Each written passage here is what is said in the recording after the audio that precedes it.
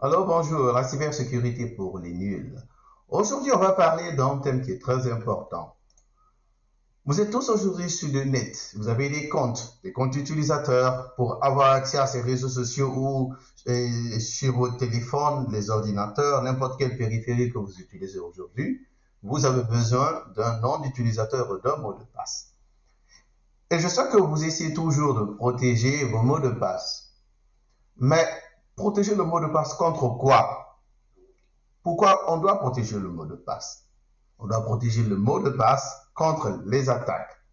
Et quand on parle d'attaque, il y a des attaques contre les mots de passe. Donc, il faut connaître ces attaques pour que nous sachions comment mieux protéger nos comptes. Donc, aujourd'hui, on va parler de ces attaques. Donc, d'abord, on va parler de ce qu'on appelle brute force attack. Ici, l'idée de brute force attack, c'est quoi? Imaginez que votre mot de passe, c'est hello. Quelqu'un veut deviner votre mot de passe. Qu'est-ce qu'il fait?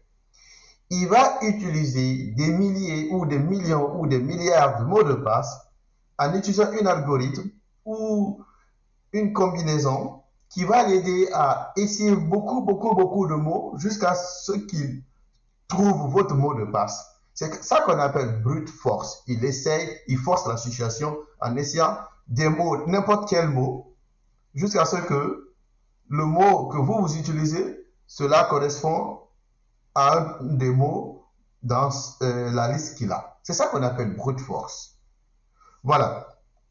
Il y a ce qu'on appelle aussi attaque par dictionnaire. Attaque par dictionnaire ici, c'est quoi? Comme vous entendez dictionnaire, ici vous avez une liste de mots de passe. Et quand vous voulez définir le mot de passe de quelqu'un, par exemple encore le mot de passe c'est hello, vous avez beaucoup de mots de passe. Imaginez que vous avez le mot de passe hello. Vous avez le mot dans votre liste hello. Et lui, son mot de passe c'est hello. Donc quand vous générez un algorithme qui va vous aider à essayer toutes ces combinaisons pour deviner son mot de passe, dès que le mot hello, le tour du mot hello vient, il va comparer le hash de ce mot de passe au mot de passe de la personne. Si c'est la même chose seulement, voilà, il arrive à se connecter. C'est ça qu'on appelle dictionnaire attaque. Il y a ce qu'on appelle aussi credential stuffing. Credential stuffing ici, c'est quoi? C'est-à-dire que, imaginez que vous vous connectez sur une application et le mot de passe et le nom d'utilisateur, il y a une fuite de données. Et les informations là ont été partagées sur le dark web.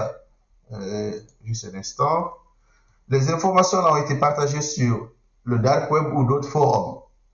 Et qu'est-ce que ici l'attaquant il fait? Il utilise le dark web ou d'autres forums pour collecter des informations, soit votre nom d'utilisateur, le mot de passe, pour se connecter sans autorisation sur votre compte. C'est ça qu'on appelle credential stuffing.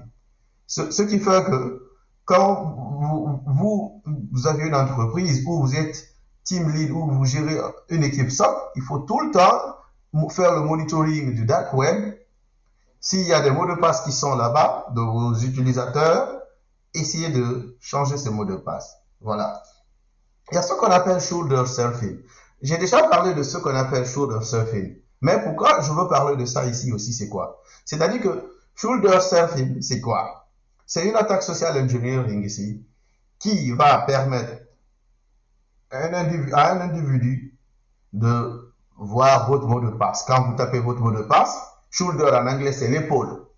Quand vous surfez, il est derrière vous.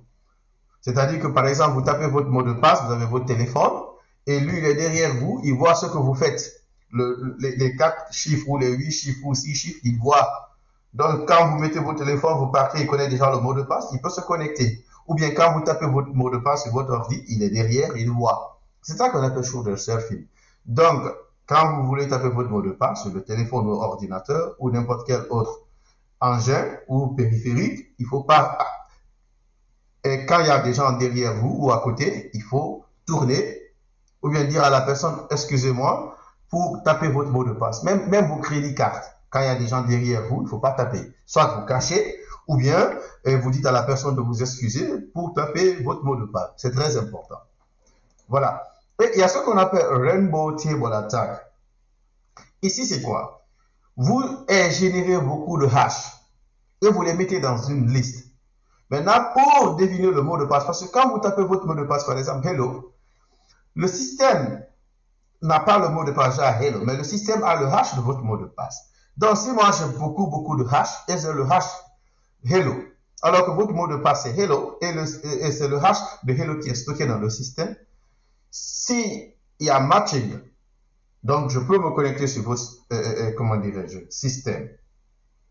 Voilà, donc ça c'est une autre façon aussi qu'on peut utiliser pour hacker le compte, comment dirais-je, de quelqu'un. Voilà. Et maintenant, comme on a parlé de tout ça, on va parler de certaines recommandations. Il y a des recommandations. Il faut utiliser un mot de passe long, minimum 8 caractères. Utilisez le 2FA. On a déjà parlé du 2FA dans les vidéos précédentes. Changez le mot de passe minimum chaque 3 mois, surtout quand c'est une entreprise. Quand peut-être c'est les réseaux sociaux, peut-être chaque année, au moins une fois, changez vos mots de passe. Utilisez une application pour gérer vos mots de passe, comme KeePass. C'est-à-dire que les mots de passe sont stockés là-bas. Et dès que vous ne vous connectez plus, vous fermez votre KeePass. Ça vous permet de ne pas mémoriser les mots de passe, oublier ou bien écrire les mots de passe quelque part et les laisser pour que quelqu'un vienne voir. Voilà, ne pas utiliser le même mot de passe sur plusieurs comptes. Ça, c'est très important parce que souvent, les gens font ces erreurs-là et après, si moi, je trouve votre mot de passe, j'utilise aussi dans d'autres comptes, donc je peux me connecter sur tous vos comptes. Donc, c'est une grosse erreur. Il y a ce qu'on appelle aussi le salt et le paper. Le salt ici, c'est quoi? Par exemple, Linux utilise ce qu'on appelle le salt. Le salt, par exemple, vous avez votre mot de passe, il y a des caractères qui sont générés, qui sont ajoutés sur votre mot de passe pour renforcer le mot de passe. Donc, même si je connais le mot de passe, je ne connais pas le salt, je ne peux pas me connecter. Le paper, c'est comme le salt, mais c'est pas, comment dirais-je, dans le même système. Parce que le salt, c'est dans le même système, le caractère généré, c'est à côté du mot de passe. Mais le paper ici, ça se trouve dans un autre système. Dès que vous tapez votre mot de passe, il y a une synchronisation directement pour que le paper s'ajoute sur le mot de passe pour renforcer le mot de passe. Et aussi, ce que je n'ai pas ajouté, il faut, sur les navigateurs aujourd'hui, il y a les systèmes que vous pouvez activer pour savoir que si le mot de passe a été en fuite quelque part, ils vont vous informer. Cela va vous permettre aussi de savoir que le mot de passe est en ligne quelque part, il faut le changer. Ils vont vous informer. Voilà, c'était tout pour aujourd'hui, la cybersécurité pour le nu. N'oubliez pas de vous abonner. À bientôt.